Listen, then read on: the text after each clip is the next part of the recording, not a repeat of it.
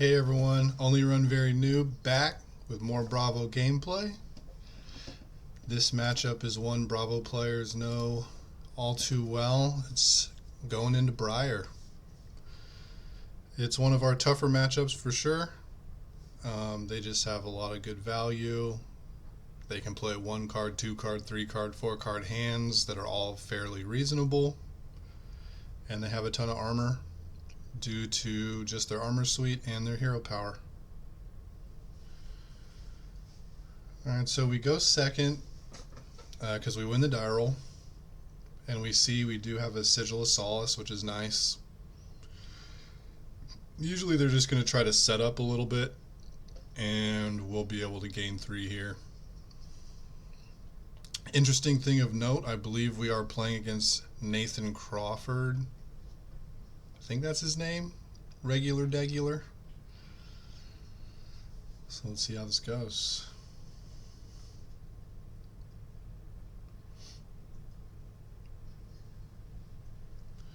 Don't really draw any heat here.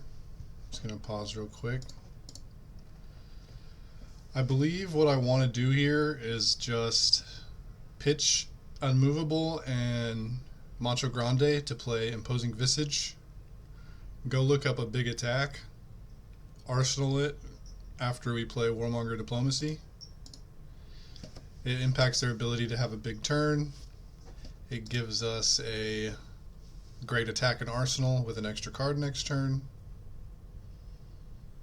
Not 100% sure if I should be searching Starstruck or Crippling, but I just go for Crippling. Because of Warmonger's Diplomacy, we're not going to be able to dominate it. So maybe we just want the one that's a little harder to block. Not too sure here.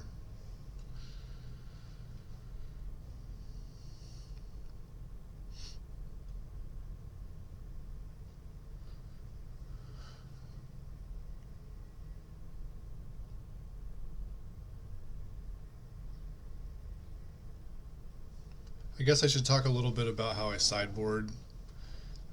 I side out Pummel, I side out Zealous Belting, and I side out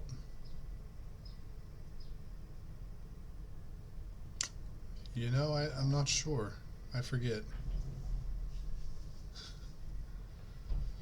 Because it's not the Sigil, because we see the Sigil. Alright, so he just passes the turn. We can't activate Bravo, so we're just going to throw a Crippling by pitching 2 blues in our worst red, while holding back a red to hopefully be able to cast easily. Oh, he chose Peace and played Channel Mount Heroic. That makes sense. But we are able to disrupt his Channel Mount Heroic turn here, which is always very important if you're not going like the pure fatigue route. Which I don't have Heart of Fiendel, I don't have Ram's Head, so I'm going on kind of more value-oriented game plan, trying to just draw a bunch of big attacks and play a bunch of big attacks. So we see he does have Sink Blow and Arsenal, and gives us a bunch of armor, so he's going to have a nice big 4-card Channel Mount Heroic turn, which is definitely scary, and one of the ways that Briar can win the game by just getting way too far ahead here.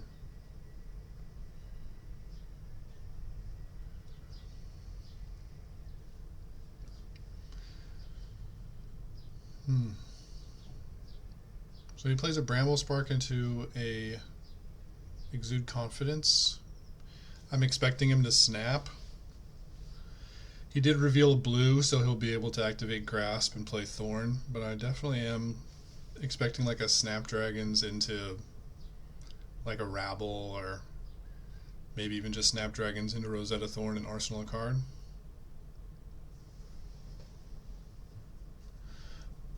If he has 2 Earth Blues, he could pitch both Earth Blues into Exude, which would be quite bad for us because it would allow him to keep his Channel Mount. Although we do get to take the damage and throw a Dominated Crippling Crush with him having less armor and no arsenal, and arsenal a Spinal Crush. He does end up having the 2 Earth Blues. I want to say that's one of the bad case scenarios. Probably worst case scenario is Snapdragon into Thorn and then Arsenal a D-React. He gets to keep his channel Mount Heroic another turn, but we get to definitely disrupt it with the Dominated Crippling. And we even get to bank Disruption for next turn, which could be good if he decides to use Armor here. The only reason he would ever want to use Armor here is if he had another Sink Below or Sink Below equivalent in hand, though. We still have a bunch of armor, though, which is nice. Chaining together Disruption like this early and often is certainly one of the ways we get to beat Briar. Only uses the Crown of Providence. So maybe he has no attacks in hand and he's just desperately digging for something to do. We get a Rabble, so not sure if that's what he crowned into or if he did have an attack.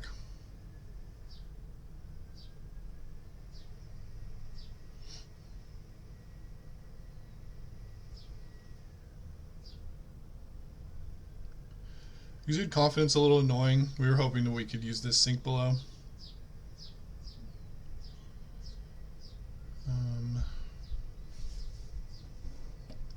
It's an interesting thing here.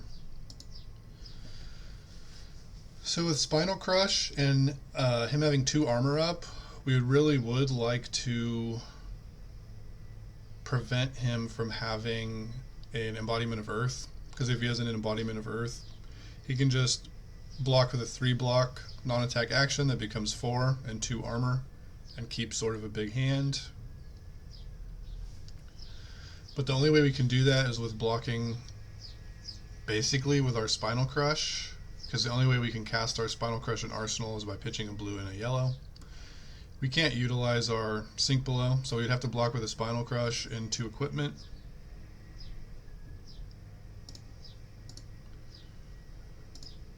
Which I believe is a fine thing to plan to do here. Block with Spinal to equipment, throw a Spinal, and Arsenal a Sink Below. There's always a chance this Exude becomes 9 instead of 7. Ooh, it looks like I'm going to try to crown the Sink Below away so that I can dominate Spinal Crush, which is a little spicy, but I could definitely keep this rolling. We don't get a blue, but we get a yellow, which is good enough to dominate the Spinal. Unfortunately, we're sending 2 of our premium threats to the bottom here, but not a whole lot you can do. Oh, I don't dominate. I just no dominate because he has no Embodiment of Earth. No dominate in Arsenal Starstruck. Maybe I'm afraid of the react in Arsenal. But I think just dominating the Spinal Crush is good here, because if he doesn't have react in Arsenal, he can't stop the effect. But having a premium threat in Arsenal is kind of a lot of value. This is like a interesting decision that I'd probably make differently based on the day, you know? When I recorded this, I decided to not dominate, and now when I'm commentating, I'm saying, oh, I should probably dominate. So that might be an interesting situation to lab and try to figure out what is actually optimal based on the current game state.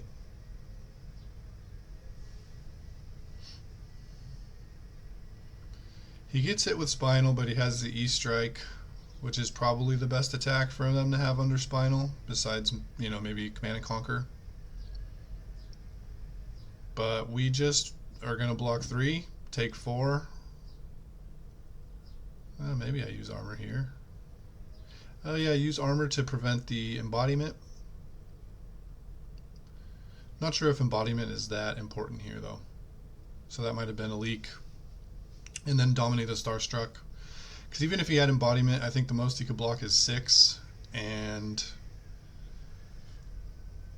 take 4, which I guess would still allow him to rabble because it does have a base power of 5. But most of his stuff's 4.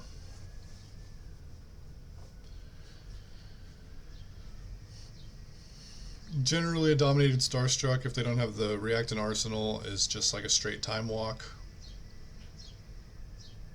Maybe I was afraid he'd have another E-Strike, so here without the embodiment he can only block 5, which would turn off E-Strike and Rabble.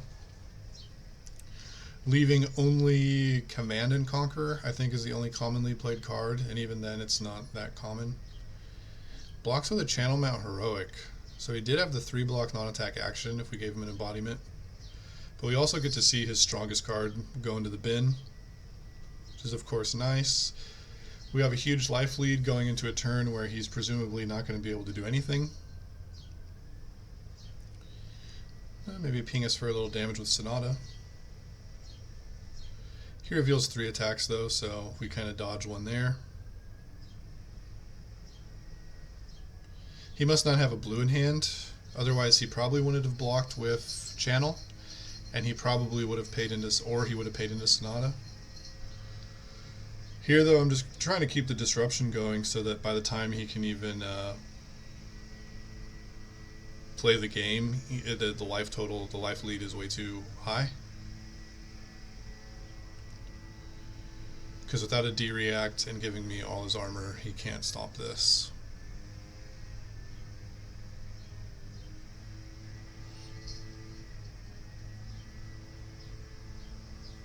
At this point, this game is looking quite good for us. We got to high roll him a little bit.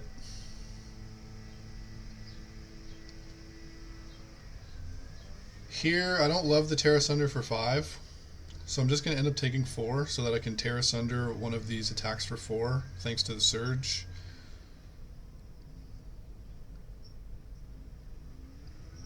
The Choke Slam's got to be a better option than the Buckling Blow, I think. Briar does play a lot of pumps, and if we do it on the Buckling Blow, he just gives us his equipment, which might actually be better. Another interesting spot. My thought process was just Choke Slam is going to get more value most of the time. Apologies for the lawnmowers, landscapers outside. They go pretty much all day Wednesday, and if I want to bring you guys a video every day, I guess on Wednesday you're going to have to hear them. Maybe look into pre-recording the Wednesday video. Here he blocks 3, still going to end up getting crushed, and Tear Asunder effect, because we know for a fact his arsenal isn't a defense reactor, he would have used it by now. And this game's definitely slipping away from him. Yeah, and we immediately get punished for not Buckling Blowing him. Because if we would have used the Buckling Blow, he probably would have given us the equipment just to not lose the value, and then we could have used this Tear Asunder for 5. As it stands now, I'm probably going to block 3 and then just throw the Cranial Crush, because it's just more damage, and with him being 17 life lower than us, I think just kind of getting some health value and really putting the pressure on him so that he has to start blocking everything. Oh, it looks like I do use equipment to prevent embodiment, which is certainly reasonable. Making a lot more of his cards block 2 instead of 3 could be critical.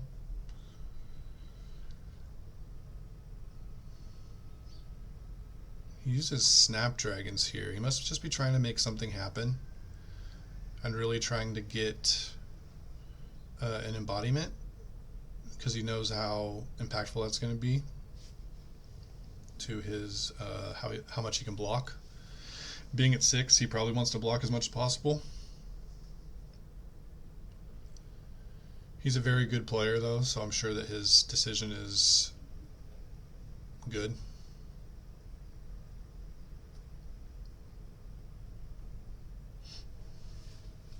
And yeah, I think not blocking is reasonable there. There is an argument for blocking, preventing embodiment with an armor, and then just fisting and then arsenaling like Tear Asunder. But I think I just want to get my points.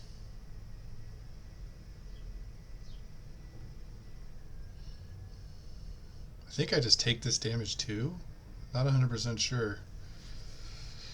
No, I prevent it. So it seems that I'm entering into like the mid-range grindy stage where I'm going to just be trying to Titan's Fist him.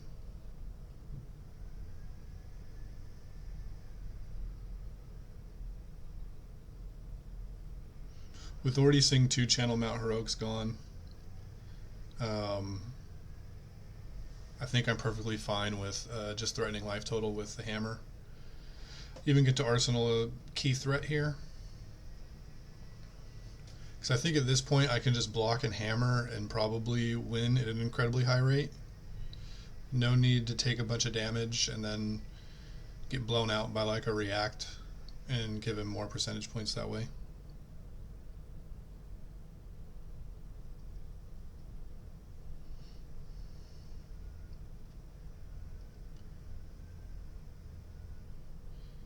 Makes a rune chant so that this has go again.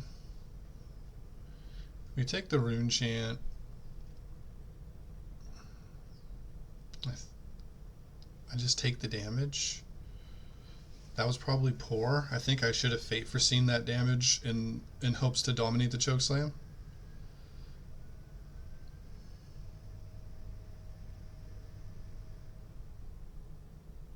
But I just take all the damage. I don't even dominate, and I starstruck.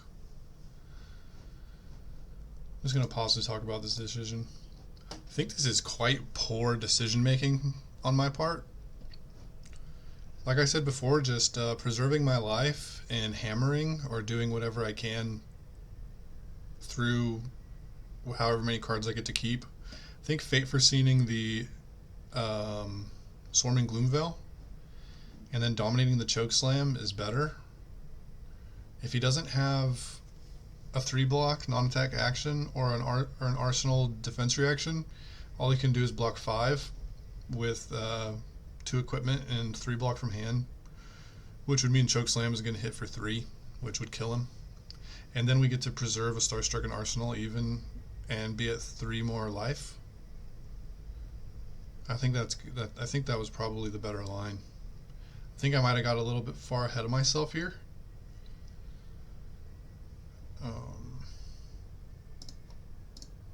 So yeah, I mean 10 is difficult for him to block,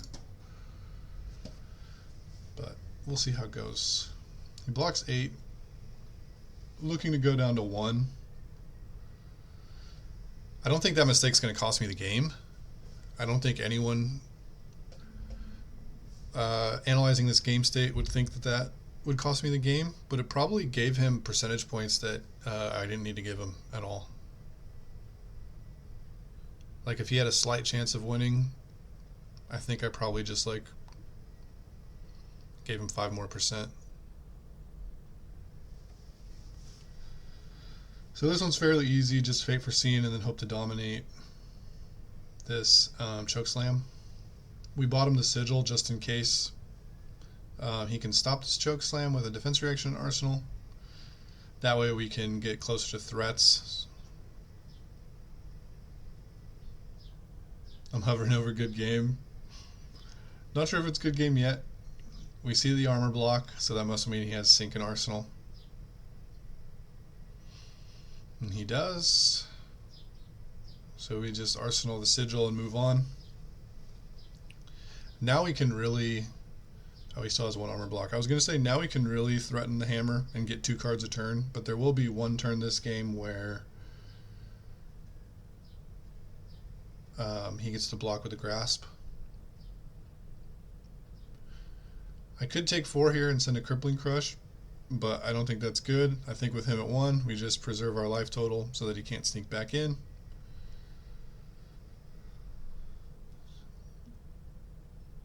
You know, we could just play our sigil, and I do, but I don't think I'm supposed to play my sigil because I just want to block 6 and hammer. So we could have definitely preserved that sigil, not giving him the information that was the card that was there, or that there's not something else there face down. Not that he's in a position where he can be playing around anything. I think he just has to like hope I don't have it and go for as much damage as he can to try to sneak back in. So this is the turn he decides to use the armor. so I have to suspect that this is a decent hand from him. He hits, so you could get Rabble or Entwined Lightning. I'm expecting Rabble, as it has go again. Yep. We don't want to AB this. We want to use our cards more efficiently for blocking than that. Just using the Fate Foreseen. Get the 4-block value.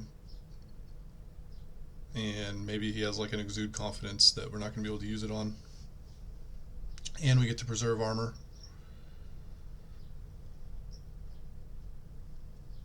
So this is actually quite a turn.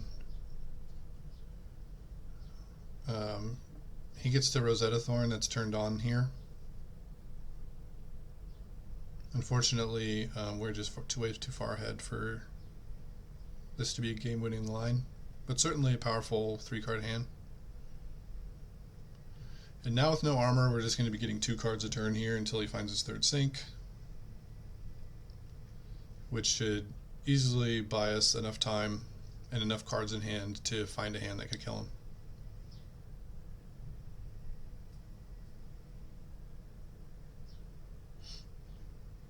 I think I want to block 6 and Arsenal like Unmovable, maybe?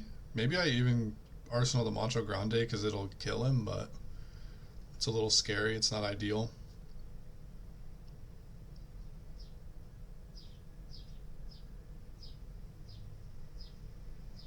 Oh, I just full block it. No Arsenal. Which is also probably fine. The advantage bar might have moved a little bit in his direction. I think having an Arsenaled, like taking, no, because I prevent the Embodiment of Earth, so it stops him from 1-card blocking Hammer with like a 3-block non-attack action. So I think I do agree with that line. Here we just prevent the embodiment and hope to Arsenal, or not Arsenal, dominate this red Chokeslam for the game. But even if it doesn't get through, I think we probably can fatigue.